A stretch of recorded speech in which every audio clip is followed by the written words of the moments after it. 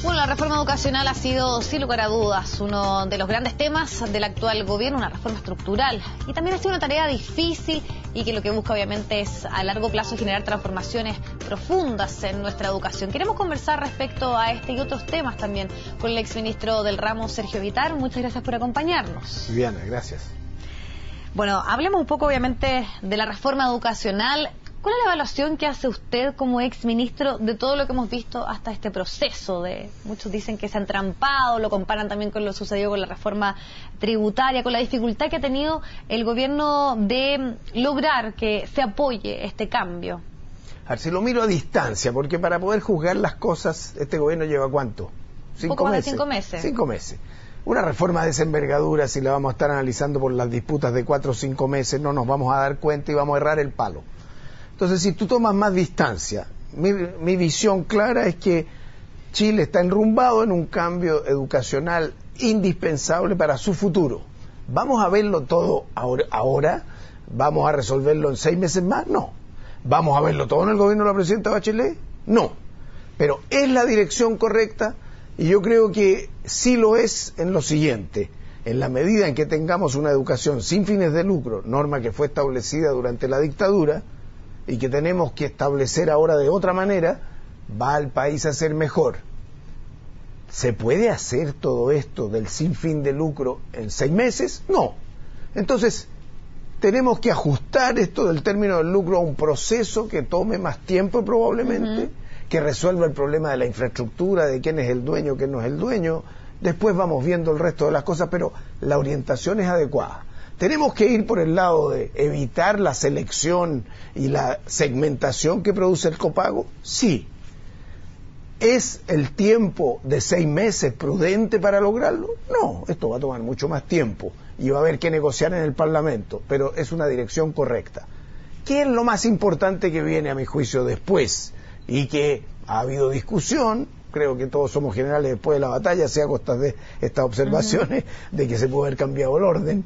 Pero dejemos las cosas como están. Lo más importante que viene es la reforma de la educación pública. Porque si tú muestras que es buena, arreglas el resto. Y mientras sale el proyecto de educación pública, un gran plan de apoyo a la educación pública. ¿Es eso necesario? Indispensable. Educación técnica, educación parvularia, avance en la acreditación de la educación superior. Todo eso es una gran reforma. ¿Es buena para Chile? Es buena para Chile. Ahora, una cosa puede ser muy buena y si la haces mal no resulta. Entonces la secuencia es importante, la comunicación con la gente es importante. Una de las críticas que se ha hecho a la reforma, o por lo menos lo que se ha conocido hasta ahora, que tiene su principal eje la educación particular subvencionada, es que no se haya partido por cambiar o potenciar la educación municipal, la educación pública en nuestro país, y que se debiera haber comenzado por eso, porque eso justamente resolvía el gran problema que tiene relación con la calidad. ¿Usted concuerda con eso, que tal vez el partir por modificar el sistema de la particular subvencionada no fue adecuado y se debería haber partido por la educación municipal? Lo que ocurre es que cuando tú vas a gobernar tienes pocos meses para hacer cambios importantes. Entonces es una decisión que yo respaldo de la presidenta. Yo hubiera sido presidente de la República, actúo de la misma manera. Aprovecho el ímpetu del respaldo ciudadano para impulsar las reformas grandes. Si yo me espero 6 meses más, 1 año más, esta oposición de derecha que hemos visto, que incluso distorsiona hechos, habría sido igual de violenta, entonces no habría podido ni siquiera presentar los proyectos después. ¿Pero era esta la principal prioridad en el tema de educación? El término del lucro es una demanda ciudadana de gran envergadura y por lo tanto una presidenta como la presidenta Bachelet, que está cumpliendo su programa, no podría haber evitado ponerlo al principio.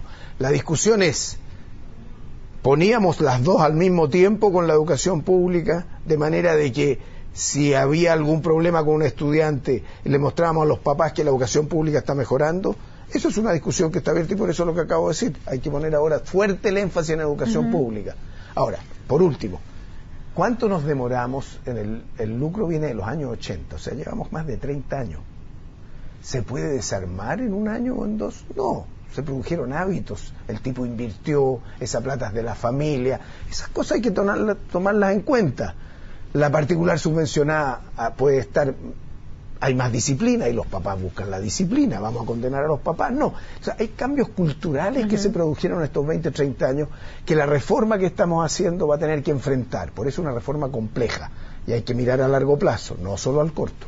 ¿Y por eso, debido a esos cambios, usted cree que fue adecuado presentarlo en el inicio del gobierno? Porque usted apunta a un hecho que también en el día de hoy se ha puesto bastante sobre el debate, el arraigo cultural. Esta transformación es profunda. La gente siente que el padre, por ejemplo, al pagar el copago, está también haciendo un compromiso y una contribución a mejorar la educación de sus hijos. Y cambiar eso, independiente de todas las falencias que pueda tener el sistema, no es fácil. Y es por eso que también se ha hecho ciertas críticas de que tal vez se debiese haber planteado de otra forma esta reforma del sistema particular subvencionado. He escuchado todas esas críticas, pero para no volver atrás, yo digo, estamos parados en lo que estamos parados hoy día. ¿Quién puso el copago? La propia Concertación. Yo me acuerdo en el año 93 se puso esa discusión en el gobierno del presidente Elwin, estaba Rate de ministro, ya Lago se había ido, y entonces lo que se dijo es, necesitamos más recursos para la cobertura, porque hay niños que llegan hasta con hambre al colegio, no tenemos colegio suficiente.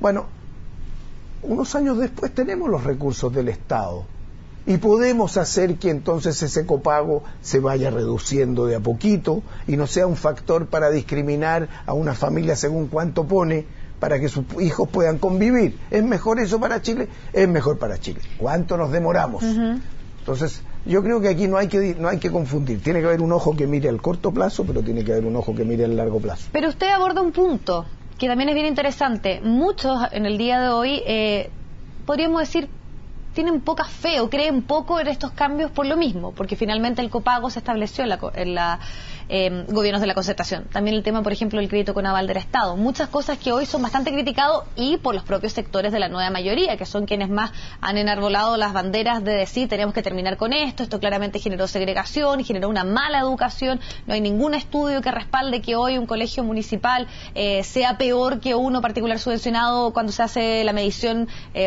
teniendo el determinante, por ejemplo, socioeconómico. ¿Qué pasa ahí entonces? Cuando son los cuestionamientos desde dentro y el fondo es casi como borrar lo que se escribió y ahora enarbolar estas banderas, y muchos dicen con un cierto aprovechamiento de lo que sucedió en las calles.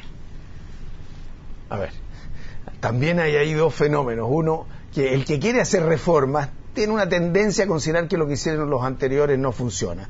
Y es un poquito raro. Esto va a ir desapareciendo en el tiempo, porque la nueva mayoría es muy distinta de la Concertación. ¿Cuáles son los partidos mayoritarios de la nueva mayoría? Los mismos partidos mayoritarios de la Concertación. La presidenta Bachelet era presidenta de la Concertación y ella cambió radicalmente y ahora es presidenta de la nueva mayoría. Entonces, entendamos la historia. Es un momento histórico nuevo. Ella tomó el liderazgo de lo nuevo. Los partidos también fueron capaces de seguirla.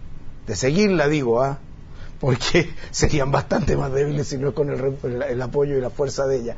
Entonces, hay que reconocer lo que se hizo. El drama son aquellos que creen que la historia parte cuando llegan ellos.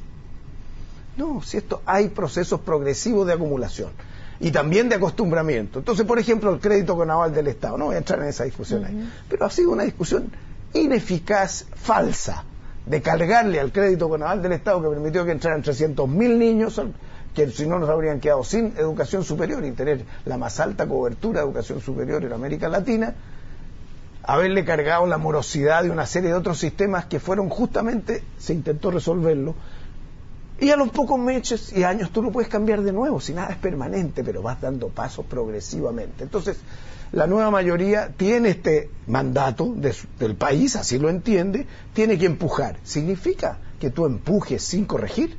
No, tienes que entender. Ahora, esas correcciones cuando quieren cambiar un sistema que se instaló, usted lo dijo, no hay mucha diferencia entre la Concertación y la nueva mayoría. Finalmente también dan cuenta de que esos sistemas tal vez fracasaron o no funcionaron. ¿A qué responde eso entonces cuando decimos no al copago o queremos una educación gratuita en este momento? Ya no queremos un crédito con aval del Estado, las familias se endeudaron, hay situación complicada. Eso deja en evidencia que tal vez se equivocaron, las cosas no se hicieron bien o fracasaron de frente a esas políticas públicas. A ver, primero tú no puedes decir que Chile ha fracasado. Si lo comparas con Corea del Sur, sí. O sea, los rendimientos en lectura, en matemática, en física, en fin. Pero si lo comparas con América Latina, Chile es el primero.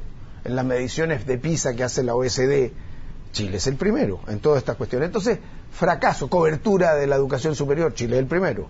En cobertura en general, Chile está entre los primeros. De manera que, fracaso, ¿qué? Si lo que ocurre es lo siguiente, que por el sistema político, hasta el 2006 teníamos senadores designados, y por lo tanto muchos de los cambios que se hicieron entonces tenían que aceptar esa realidad, que hoy no la tenemos y es un avance. Entonces, el punto es, ¿qué cambios no pudimos hacer que hay que hacer ahora? Dos, a mi juicio, muy importantes.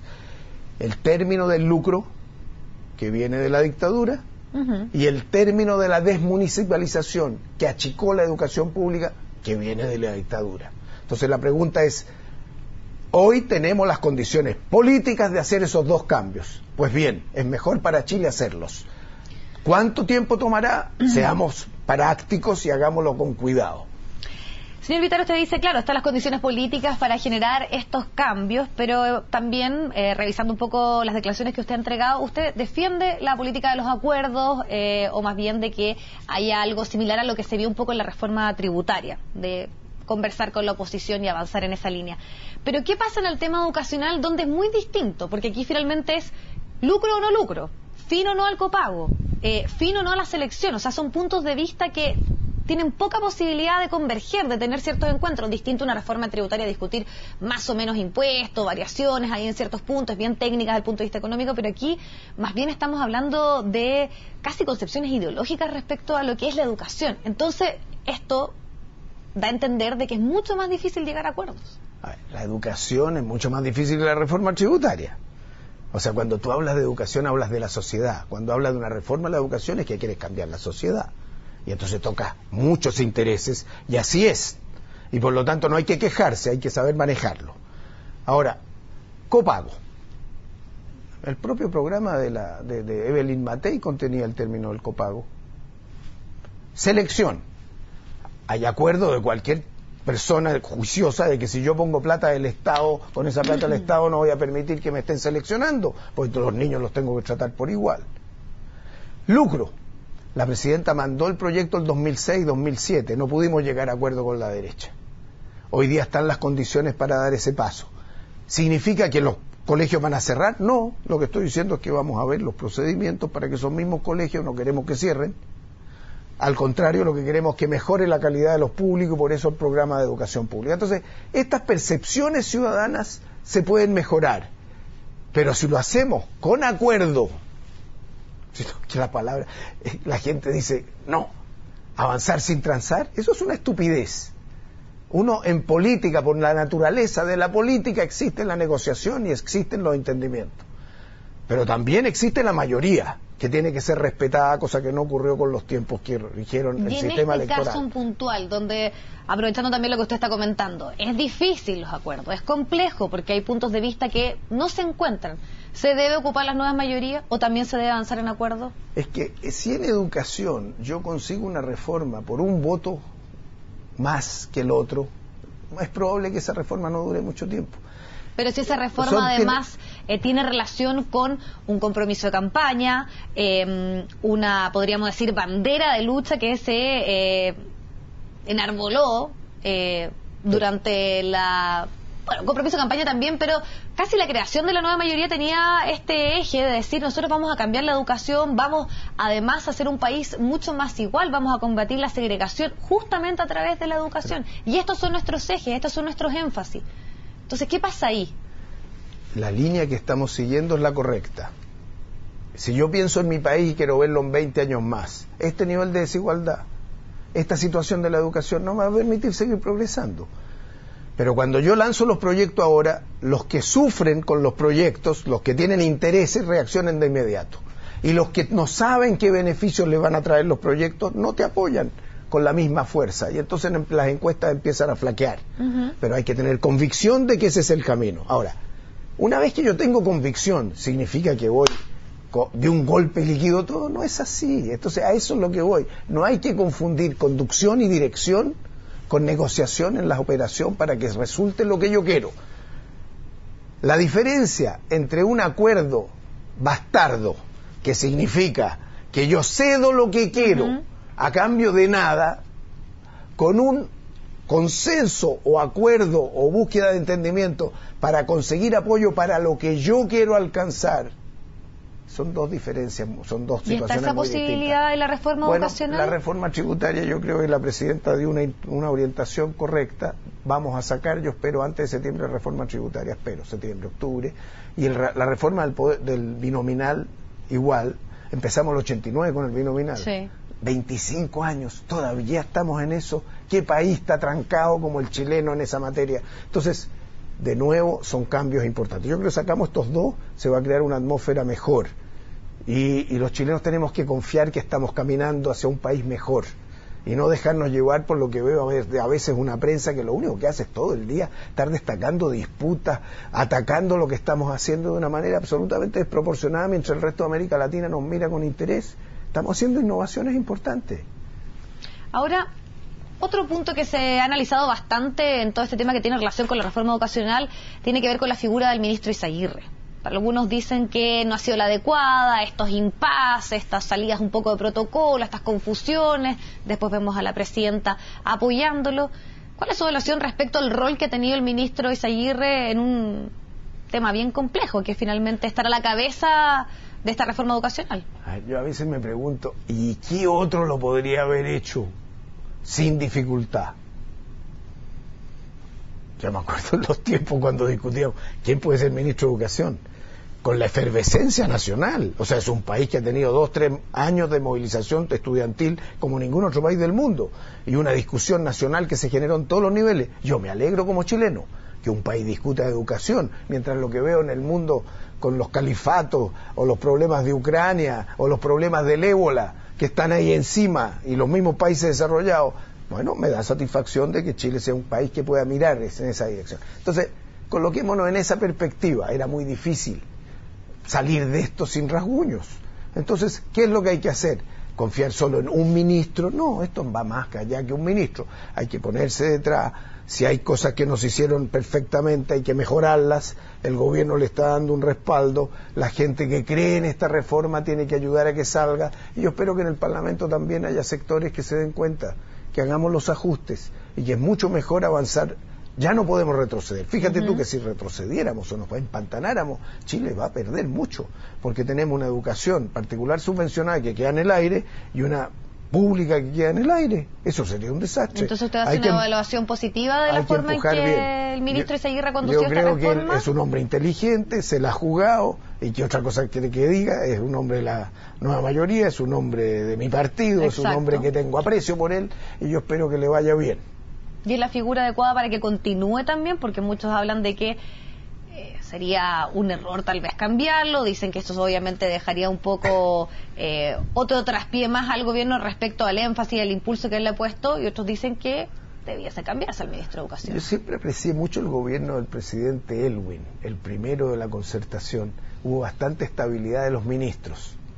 Yo creo que si miramos para atrás al gobierno anterior, al de la presidenta Bachelet, en áreas donde yo estuve, por ejemplo, educación, con el presidente Lago, ¿cuántos ministros de educación hubo? Después en el área de obras públicas, que también me correspondió con la presidenta Bachelet, ¿cuántos ministros de obras públicas hubo? Había uno al año. O sea, el tipo no se alcanzaba a dar cuenta de lo que estaba haciendo y lo cambiaban por otro. Es un desastre. Ojalá duren todos los ministros. Por lo tanto, sería un error un cambio de gabinete, bueno, o eventualmente sacar al ministro Izaguirre. ¿Cuál es su opinión?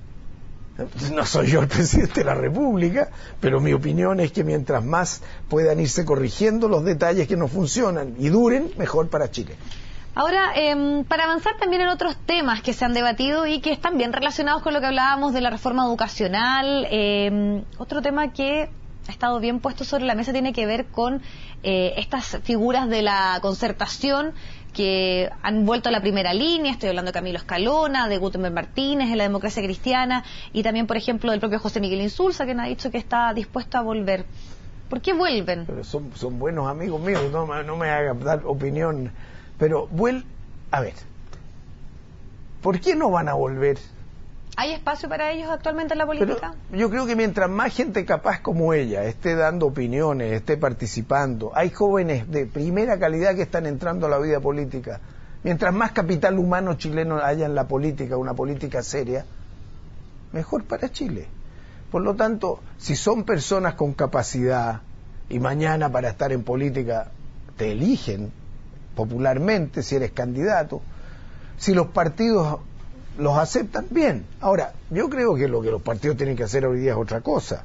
Hay que llegar mucho más a la gente joven, hay que llegar mucho más a los movimientos sociales, y por hay que lo mismo favorecer no la puede ser tal participación. vez un riesgo. Entonces, que resurjan estas figuras que al parecer no tienen tanta sintonía con personas más jóvenes o con ciertos movimientos sociales. Pero yo dudo de aquello. ¿Quién juzga a quién tiene sintonía? Cuando hay una elección se vota. ¿Quién juzga a quién sabe más, quién tiene más experiencia?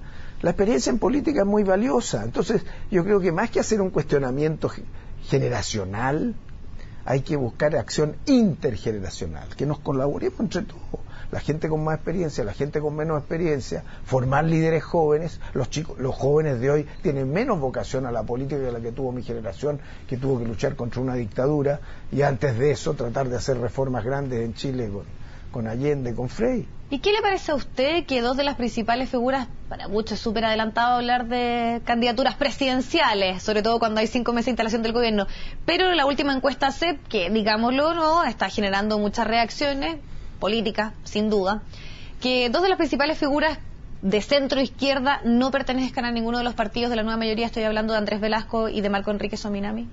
A ver, diría varias cosas sobre eso. Lo primero es que no sean miembros de los partidos me tiene absolutamente sin cuidado. ¿No habría problema entonces que eventualmente la nueva mayoría apoyara a alguno de estos dos candidatos? Las coaliciones tienen como ventaja que son más que la suma de los partidos. Natural. Si tú puedes atraer más gente, estupendo. Lo segundo es que si va a haber un mecanismo como las primarias de ahora, que se perfeccione, también tú tienes cómo acoger más gente. Pero dicho eso, esto es absolutamente una cuestión extemporánea. El gobierno de 5 meses que lleva por delante una reforma de una envergadura que no hemos tenido en muchos años, y vamos a ponernos a jugar con esto. Yo creo que los que hacen ese juego quieren debilitar al gobierno, y por lo tanto yo llamaría a la gente responsable de la nueva mayoría. ¿Y quiénes hacen ese juego y por qué querrían al gobierno? Yo lo veo mucha prensa que lo que hace es dispararle al gobierno permanentemente, que es entretenido, porque en la medida en que empiecen a dividir y aparecen algunos diputados, incluso de mi partido, picando el anzuelito y diciendo yo votaría por este, yo votaría por el otro, por favor, están bastante grandes. Hoy día lo que tienen que hacer los diputados y los senadores nuestros es concentrarse en sacar la reforma de la presidenta Bachelet. Ese otro jueguito dejémoslo para después. Además, pero nada nuevo bajo el sol, como se dice. Siempre ha pasado lo mismo un poco en política. No es nada tan distinto a lo que sucedía también en años anteriores. Es parte del juego, pero es muy temprano. O sea, todo en política, los líderes se distinguen de los no líderes, en que el líder sabe para dónde va y qué es lo que es grande y qué es lo que vale para su país. El menor se dedica a la disputa menor. Entonces, yo lo que llamo es a que miremos lo grande. Y también, los que somos miembros de partidos, si vamos a seguir este proceso en los años que corresponda, tenemos candidatos dentro de nuestros propios partidos, y eso va a pasar por delante. De manera que esto yo lo encontré rarísimo, la forma. ¿Y no se están como trampando en eso la nueva mayoría en estas discusiones que usted considera un poco menores, tal vez? No dan justamente clara muestra de eso las propias discusiones que hemos visto, los debates entre la DC, el PS, si formar o no subpactos, estos nuevos alianzas. Lo de los subpactos, ¿usted refiere al tema que si se llegara a aprobar el pero nominal sin subpacto? Me refiero que muchas de las críticas de la nueva mayoría y también al gobierno vienen desde dentro. Pero por cierto, pero si no puede ser de otra manera. Si tú tomas todos los años del 90 para adelante, la discusión es cómo manejar las diferencias. Esa es la inteligencia en política. Si todos pensáramos igual, seríamos chiquititos. Si todos pensamos distinto y no nos ordenamos, seríamos impotentes. La fórmula política ideal es ser lo suficientemente amplios para ganar y con capacidad de entenderse para gobernar. Bueno, ok. Sergio Vitara, exministro de Educación, muchas gracias por haber estado junto a nosotros acá en Cenit. Muchas gracias, Viviana. Nos vamos a la pausa y ya volvemos.